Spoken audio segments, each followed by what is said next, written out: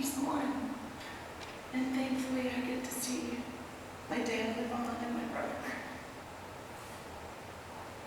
I also thank you for coming today. I was asked to say a few words because I had given a speech at my dad's not his birthday, his retirement party from the Park Ridge Police Department. And my mom saved the speech.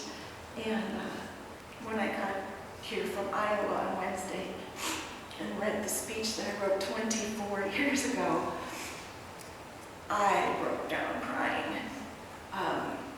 Because I then remembered all of the wonderful things that my dad did for me. And in fact, in the very first page I had mentioned, my dad is my protector. And my dad makes me feel safe. And my dad is my best friend. And my dad is the most giving guy I know. And my dad gave to me. And being the only girl, I was his princess, he said. And everybody who knows me well knows that my dad loved me, and that I've had people reminding me all week how much he loved me, and Kevin, and Mom, and my husband who couldn't be here today. The one thing he said to me this week was, what I loved the very most was how you felt after you got off the phone with your dad, or had a backyard conversation with your dad. My dad and I used to sit out in the backyard, or the front porch, or here in Arizona in the driveway, as many did. But we could sit out there together for hours and talk about life. And he listened, and he offered sound advice. And anytime I ever had a problem, I knew I could call my dad, and he would be there. I had issues come up in college that I needed my dad, and he drove. He drove 2 hours south in 6-inch snowstorm, 6 inches already on the ground, to be there for me because I had not been feeling well, and picked me up. He would do anything for me. And it's very hard to imagine that he's gone.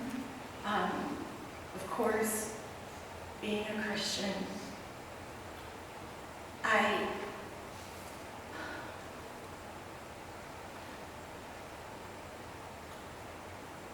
prayed for strength, and God gave it to me, and I prayed for continued strength. When I learned last Saturday that he was gone, my mom didn't know that I was on the road, and I still had 100 miles to drive. In fact, the day he died, I moved 2 hours south to Des Moines. And I still had 100 miles to go, and I was pulled over. I called my husband first thing. My husband said, "Are you going to be okay?" Because he was coming in a car behind me. He was a couple hours behind me because of our move and everything. And I said, "Yeah, I think I'm going to be okay." And what I did was I said a prayer. And I prayed for my dad.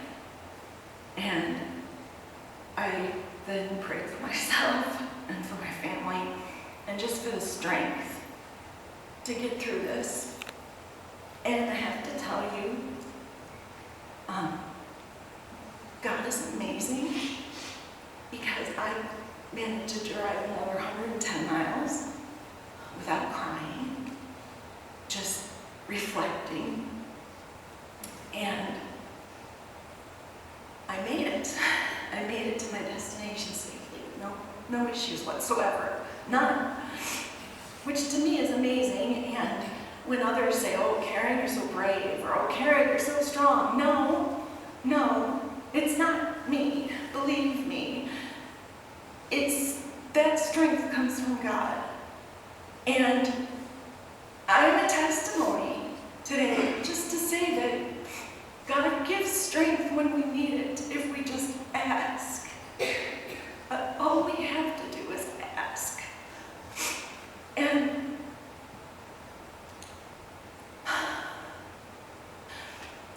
I always knew that this day was going to be really tough, but at the same time,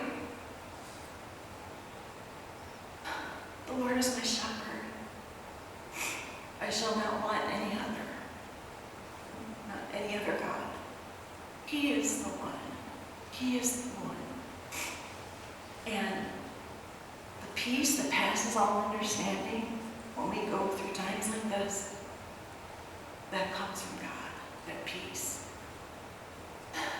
And all we have to do is ask. And so I'm asking for that today. And if any of you need peace, all you have to do is ask. And eventually it will come.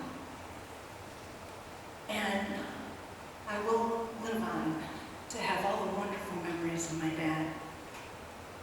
I mentioned this to a friend from high school, one of my best friends from high school. I said, how did you get through your dad's death 15 years ago? I said, it's the greatest pain I've ever felt in my life. And he's Christian, and he said, I got through it because of God, but I have to tell you, he said, I actually miss being able to pull up all those memories so easily. They're so fresh. You know, everything reminds me of my dad right now. And I'm sure for my family as well. And, you know, it made me realize what a blessing it is even to mourn. Because my dad was such a blessing in my life and in our family's life. And of course, to our community. He was an amazing man, and I love him so much, and I'm so grateful that you all were able to get to know him too, and hopefully he touched your lives as he touched ours.